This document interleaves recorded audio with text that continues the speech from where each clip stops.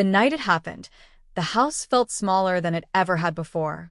The TV was on, filling the living room with fake laughter from a sitcom neither of us was really watching. The blue light flickered across his face as he sat on the couch, arms crossed, jaw tight. I was standing near the doorway, pretending to scroll on my phone, pretending not to notice how heavy the silence had become. Then, without warning, he reached for the remote and turned the TV off. The sudden quiet rang in my ears. He didn't look at me when he said it. His voice was calm, almost bored. Get out. At first, I thought I misheard him. I waited for a laugh, a sigh, anything to tell me this was just another argument that would blow over by morning. But he finally turned his head and looked straight at me. His eyes were flat, empty. I'm serious, he said. I want you gone. My heart started pounding so hard I was sure he could hear it. This was the man I had shared years with. The man who knew my coffee order, my fears, my late-night thoughts. And now, with one sentence, he was erasing me from his space. I didn't scream. I didn't cry. I didn't ask why. I just stood there, quiet, because something deep inside me said that any word I spoke would make things worse. My mind raced through memories, moments, signs I might have ignored. Had he been planning this? Was this just anger, or something colder? The room smelled like leftover dinner, like a life that was supposed to continue. I looked around and realized how much of myself was tied to that space. Photos on the wall, shoes by the door, a blanket folded just the way I liked it. He stood up and walked past me, opening the front door wide.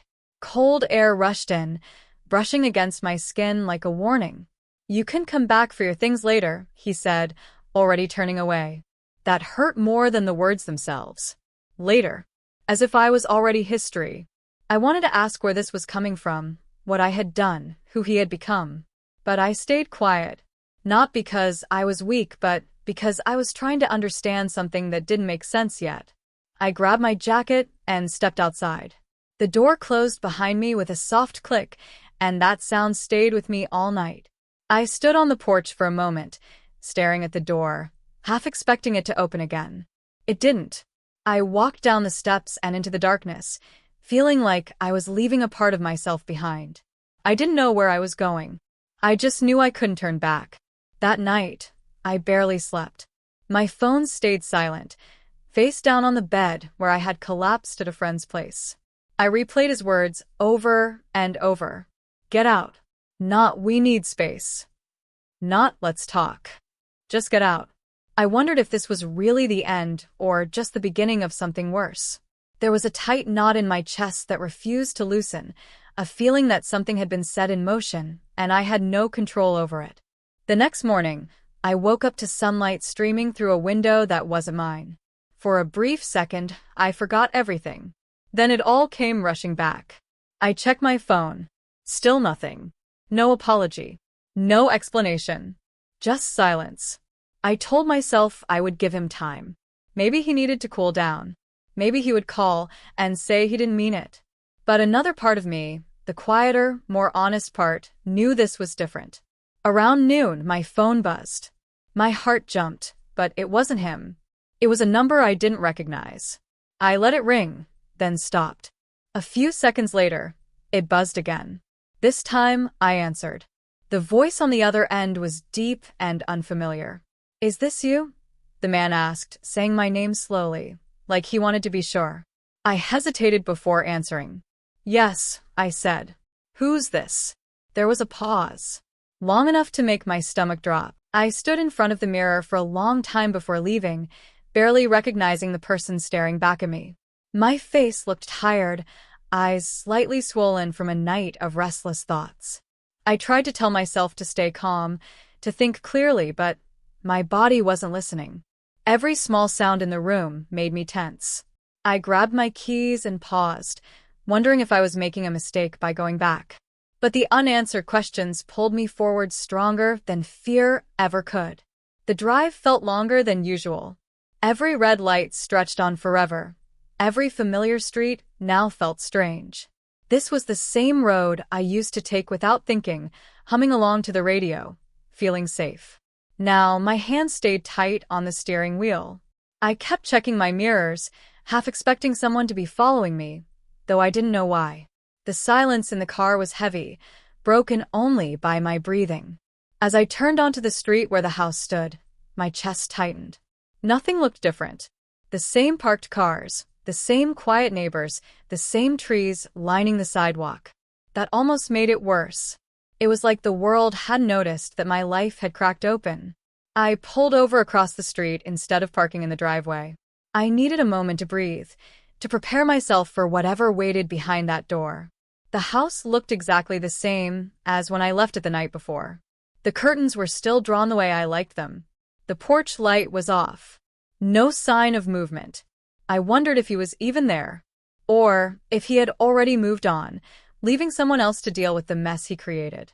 I stepped out of the car, and the air felt heavier, like it was pressing down on me. Before I could reach the door, it opened.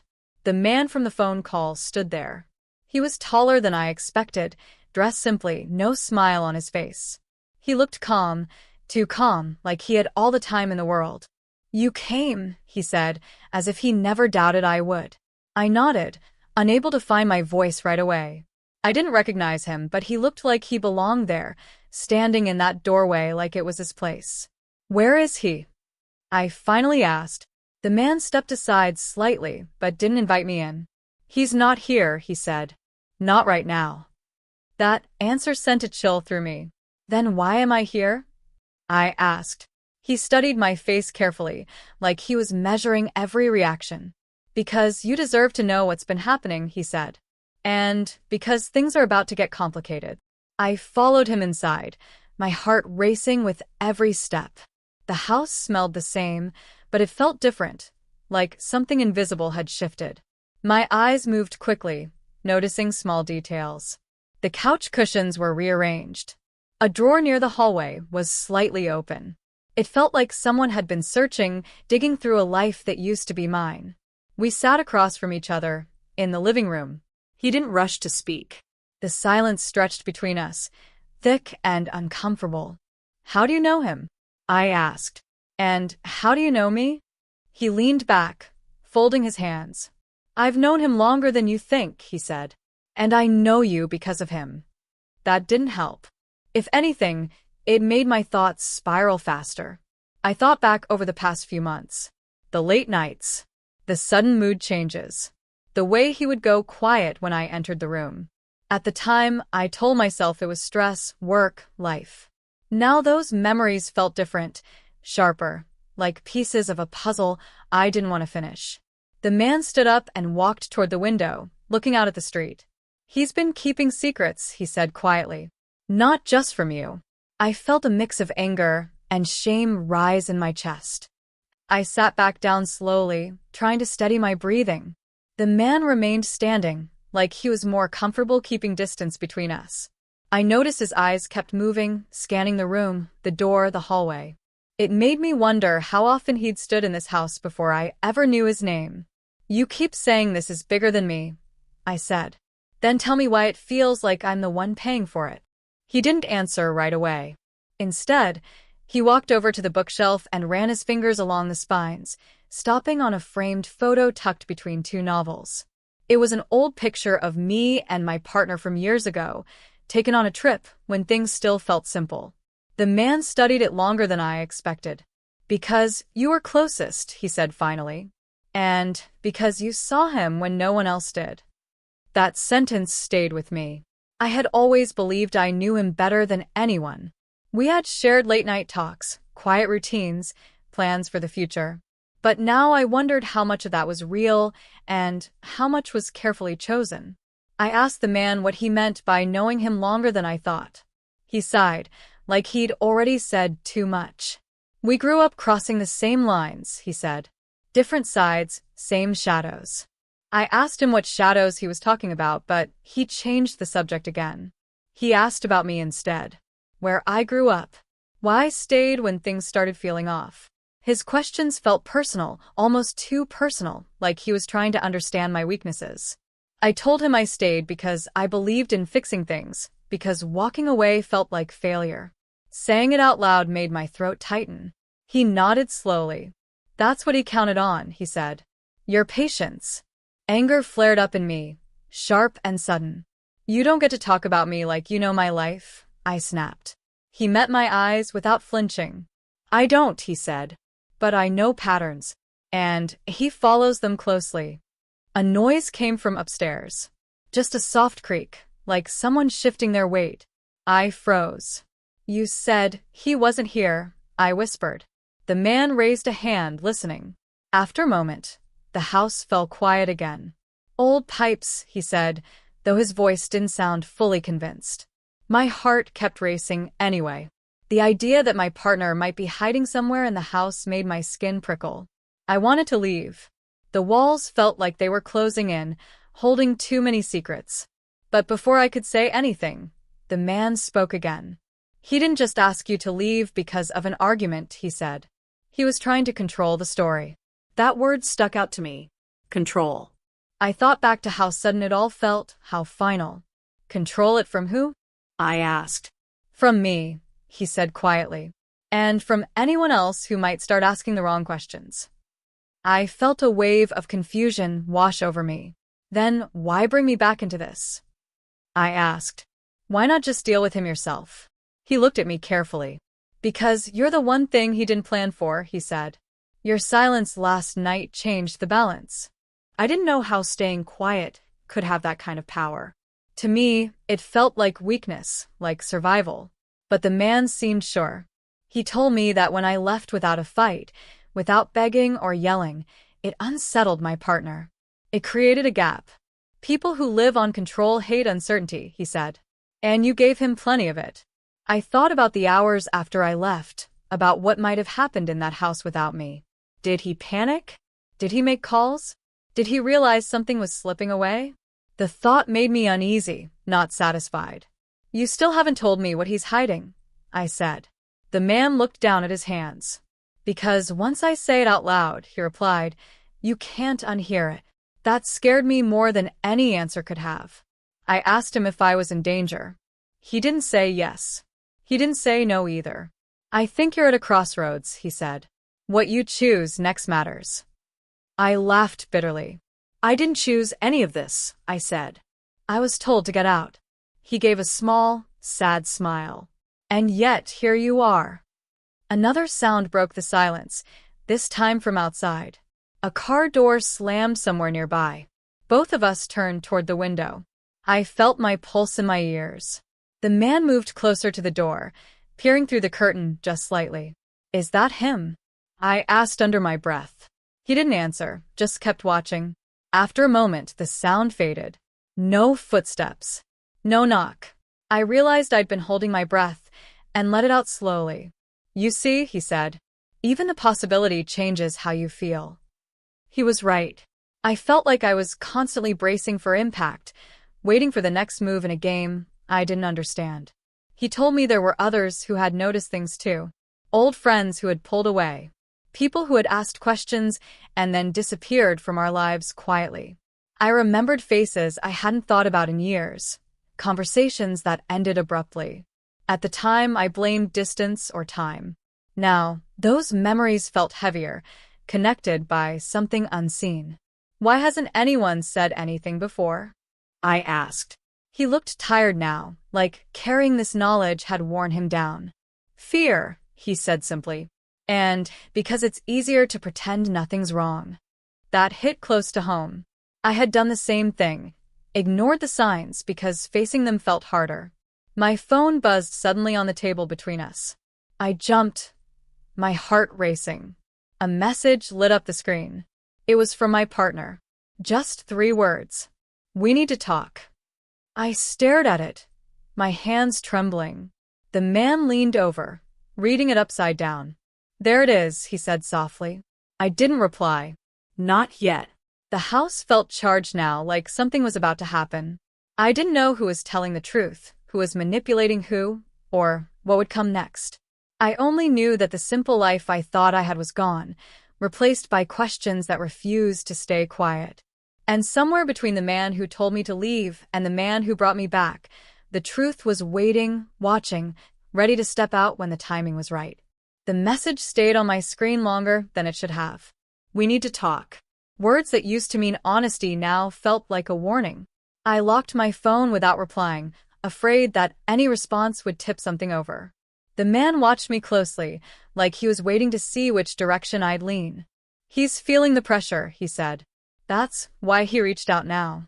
I asked him what would happen if I answered. He shrugged slightly. "That depends on what he thinks you know," he said. "And what you're willing to admit you don't." That didn't make me feel any better. I felt caught between two versions of the same person, the one I loved and the one everyone else seemed to be hinting at. My chest felt tight, like there wasn't enough air in the room. Another message came through before I could decide anything. "I'm coming by." No time. No explanation. Just that. I looked up at the man, panic rising fast. "You said he wasn't here," I whispered. "You said eventually." He checked his watch again. "Plans change," he said, "especially when someone thinks they're losing control." The house suddenly felt too quiet. Every sound stood out, the hum of the fridge, the faint ticking of the clock, the distant noise of traffic outside. I felt like I was standing on the edge of something I couldn't see clearly yet. "What am I supposed to do?" I asked. He looked at me for a long moment. "Stay calm," he said, "and listen more than you speak." Footsteps echoed on the porch. Slow, familiar. My heart slammed against my ribs. The man moved slightly closer to the hallway, giving me space but staying within reach. The door handle turned, and then he was there, standing in the doorway like nothing had happened. Like he hadn't told me to get out less than 24 hours ago. His eyes flicked from me to the man behind me. Something unreadable passed across his face. "I see you didn't leave for long," he said, forcing a thin smile. I didn't return it. "You told me to," I replied quietly. The silence between us stretched, thick with everything we weren't saying. "What's he doing here?" my partner asked, nodding toward the man. His tone was calm, but I could hear the tension underneath. The man stepped forward slightly. "That's a good question," he said. "One you should have answered a long time ago." My partner's jaw tightened. "This is between me and her," he said. "You don't belong in this." I watched them carefully, noticing how different this felt from our arguments in the past. This wasn't emotional. It was calculated. Like a chessboard I'd never realized I was standing on. "You made it her problem when you sent her away," the man replied. "You don't get to decide who belongs now." My partner turned to me. "You shouldn't be listening to him," he said. "He doesn't know what he's talking about." His voice softened, the way it used to when he wanted me on his side. "We can fix this," he added. "Just you and me." For a split second, I wanted to believe him. Habit is powerful like that. But then I remembered the cold look in his eyes the night before. The way the door closed behind me. "Fix what?" I asked. "You still haven't told me what I did wrong." His gaze dropped for a moment, then lifted again. "Nothing," he said too quickly. "This was never about you." "That's the problem," the man said. "It should have been." My partner's patience snapped. "You don't know anything about our relationship," he snapped back. "You weren't there." The man shook his head. "I was closer than you think," he said. "Watching you repeat the same mistakes." I felt dizzy, trying to keep up. "Someone needs to explain," I said, my voice shaking. "Because I'm done guessing." Both of them looked at me then, and for the first time, I realized they were both afraid of something. Afraid of what I might finally understand. My partner ran a hand through his hair, pacing the room. "This isn't how it was supposed to happen," he muttered, more to himself than anyone else. "No," the man agreed. "It rarely is." The tension between them felt like a wire pulled too tight, ready to snap. I asked if there were others involved. The man nodded slightly. My partner stopped pacing. "You promised," he said sharply. The man met his stare. "I promised to wait," he replied. "Not to stay silent forever." That was the moment I knew this was bigger than a broken relationship. Bigger than a fight. This was about consequences catching up. A knock came at the door again. All three of us froze. My heart raced as the knock came a second time, firmer now. I didn't recognize the rhythm. "Were you expecting someone?" I asked quietly. My partner shook his head. The man's expression darkened. "That might be the other shoe," he said. No one moved right away. The knock came again, louder. The house felt like it was holding its breath. Whatever was behind that door felt final, like the next step we couldn't undo. I stood there, caught between the past I trusted and a truth I was only beginning to see, knowing that once that door opened, nothing would stay hidden much longer. The knocking didn't stop. It grew heavier, more impatient, like whoever stood outside knew we were listening. My partner glanced at me again, then at the man, his confidence slipping just enough to notice.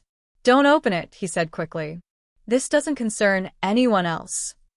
That was the moment I knew it already did. The man walked toward the door anyway. "Too late for that," he said under his breath. He paused, hand on the handle, then looked back at me. "Whatever happens next," he said, "watch closely. This is where stories usually change." Then he opened the door. A woman stood on the porch. She looked about my age, maybe a little older, with tired eyes and a posture that suggested she hadn't slept well in a long time. She wasn't angry. She wasn't nervous either. She looked resolved, like someone who had already decided she had nothing left to lose. When she saw me standing behind them, her eyes widened slightly. "So you're real," she said quietly. My stomach dropped. "Do I know you?" I asked. She shook her head. "No," she said. "But I know him." She nodded toward my partner, who had gone completely still. "Or at least," she added, "I thought I did." The room felt like it tilted. My partner finally spoke, his voice tight. "You shouldn't be here," he said. The woman gave a small, humorless laugh. "Funny," she replied. "That's exactly what you told me." The man stepped aside, letting her in.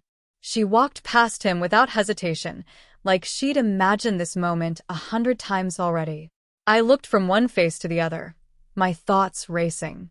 "Someone needs to explain," I said again, louder this time. The woman met my eyes. "He won't," she said gently. "He never does. Not until it's unavoidable." She took a breath. "We were together," she continued. "Not recently." "Not exactly. But not as far in the past as he told you." The words hit me hard, even though part of me had already sensed something like this. I turned to my partner, waiting for him to deny it. He didn't. He just stared at the floor. "How long?" I asked, my voice barely steady. The woman answered before he could. "Long enough," she said. "Long enough for promises. Long enough for lies." The man crossed his arms, watching closely. "This is what I meant," he said to me. "The pattern." My partner finally looked up, his expression sharp with frustration. "You planned this," he accused. The man shook his head. "You did," he replied. "Every time you thought you could walk away clean." The woman pulled something from her bag and placed it on the table. A folder. Thick. Worn. "I didn't come here to argue," she said. "I came because I realized something." She looked at me again. "If he did this to me, and then moved on like I never existed, what do you think he's capable of doing next?" I didn't answer. I couldn't. My chest felt tight, my thoughts tangled between betrayal and disbelief. "Why now?" I asked her. "Why show up today?" She hesitated, then spoke carefully. "Because he contacted me last night," she said. "After you left." My partner's head snapped up. "That's not." "It is," she cut in. "You panicked. You wanted to make sure I stayed quiet." The room buzzed with tension. Everything connected too fast, like puzzle pieces falling into place when I wasn't ready to see the picture. I thought about the man's words earlier. Control the story. This was the story he didn't want told.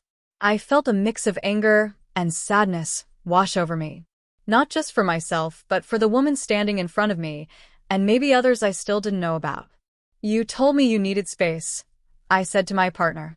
"But you were really trying to clean up loose ends." He opened his mouth, then closed it again. The silence said more than any excuse could. The woman exhaled slowly, like she'd been holding her breath for months. "I'm not here to take anything from you," she said to me. "I just don't want you to be the last one to find out." Outside, a car drove past slowly, headlights flashing through the window. The house felt exposed now, like its walls could no longer hide what was said inside. The man checked his phone, then looked up. "We don't have much time," he said. Once truths start lining up, they tend to move fast. "Time for what?" I asked. He didn't answer me right away. Instead, he looked at my partner. "For you to decide," he said. "Do you keep pretending this is a misunderstanding, or do you finally face what you've been avoiding?" My partner's face hardened. "You think this ends here?" he said. "You think opening old wounds fixes anything?" "No," the woman said softly, "but hiding them made it worse." Her words hung in the air, heavy and final. I realized then that whatever came next wasn't just about uncovering secrets. It was about how far the truth would reach once it was finally spoken. And as I stood there, surrounded by people whose lives had quietly collided around the same man, I knew the hardest part of this story was still waiting just ahead.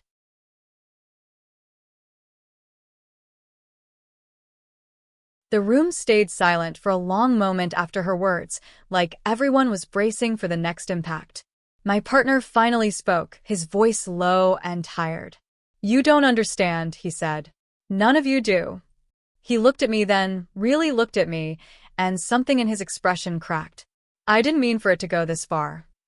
"That's what you said to me too," the woman replied. "Right before you disappeared." The man near the door shifted his weight, watching closely. "This is your chance," he said to my partner. "Say it straight. No more half-truths." My partner ran his hands over his face, like he was peeling something off. "I've been living two lives," he admitted. "Not just relationships. Everything." My stomach clenched as he went on. He talked about choices he made years ago, about shortcuts, favors, and lies that started small and grew bigger every time he avoided facing them. He said pushing me out that night wasn't anger. It was fear. Fear that I would ask the wrong question at the wrong time. "So you chose silence," I said quietly. "You chose to erase me." He nodded. "I thought if I controlled the moment, I could control the damage." The man shook his head. "You never learn," he said. "Control always breaks first." The woman opened the folder she had brought and slid a few papers across the table. "I already stopped protecting you," she said. "I told the truth when I realized you were doing it again." My partner stared at the papers, his face draining of color. "You promised," he whispered. "I promised myself," she replied. Everything started moving quickly after that. The man explained how long this had been building, how he'd been waiting for proof that my partner would finally take responsibility. "Last night was the trigger," he said. "You sending her away told me you were about to run again." He looked at me. "You didn't cause this. You exposed it." My partner sank onto the couch, the weight of it finally hitting him. "I never wanted to hurt anyone," he said. The woman let out a shaky breath. "But you did," she said. "And pretending otherwise kept hurting more people." I felt tears sting my eyes, not just from betrayal, but from the realization that the person I loved had been carrying a stranger inside him all along. "I'm done," I said softly. The words felt steady, final.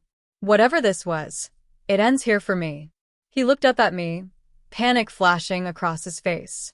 "Please," he said, "don't walk away like this." I shook my head.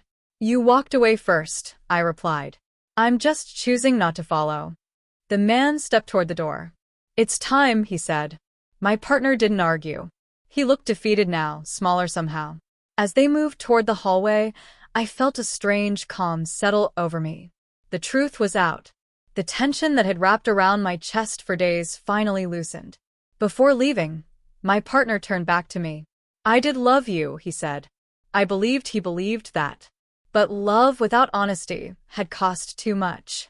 "I hope you learn what that actually means," I replied. The door closed behind them, leaving me alone with the woman. She sat down heavily, like the strength had drained out of her now that it was over.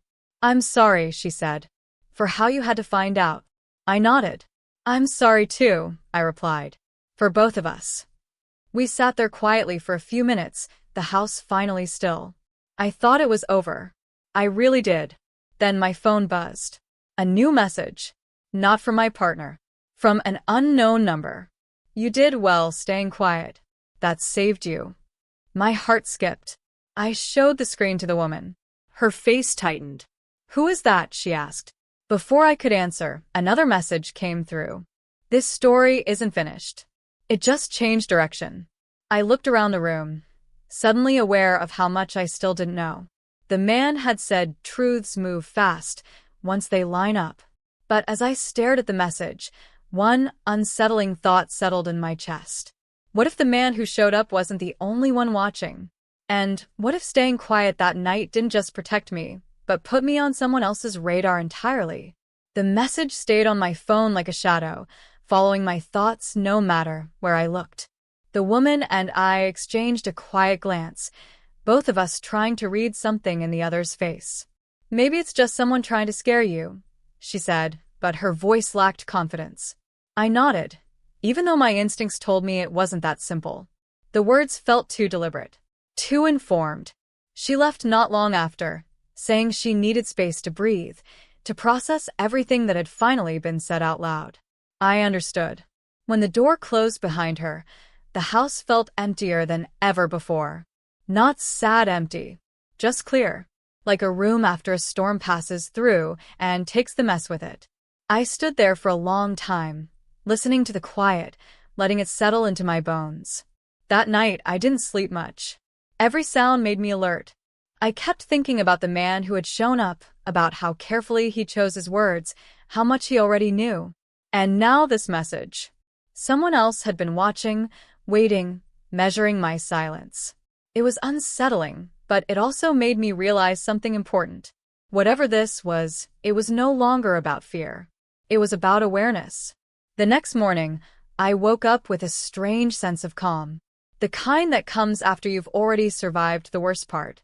I made coffee, sat by the window, and let the sunlight remind me that life was still moving forward. I checked my phone again. No new messages. No follow-ups. Just quiet. Days passed. Then weeks. The man never reached out again. Neither did my former partner. I heard through someone else that he was dealing with the consequences of his choices, that the carefully built life he tried to protect had finally caught up with him. I didn't feel satisfaction. I felt closure. There's a difference. I met the woman once more, briefly, for coffee. We talked like two people who had survived the same storm from different sides. There was no bitterness between us, just understanding. "I wish I had trusted myself sooner," she said. I nodded. "Me too," I replied. That was the last time we spoke, and it felt right to leave it there. As for the message, it stayed with me longer than I expected. Not as fear, but as a reminder.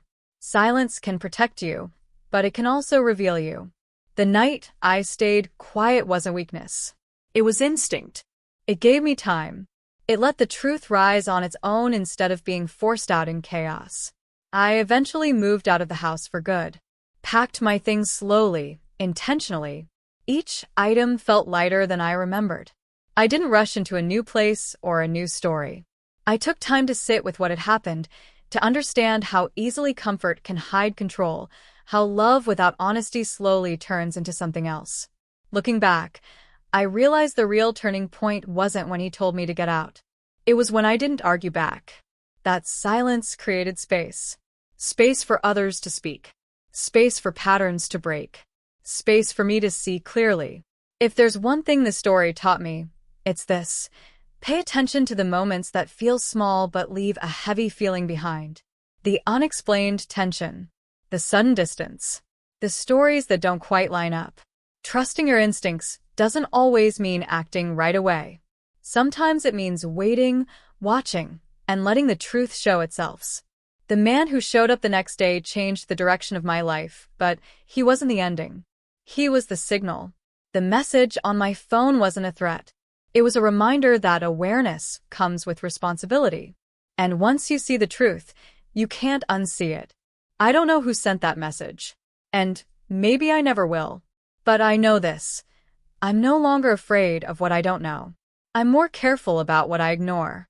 The story didn't end with confrontation or revenge. It ended with clarity, with walking away, without looking back, with choosing myself in the quiet, ordinary moments that followed. And sometimes, that's the most powerful ending of all.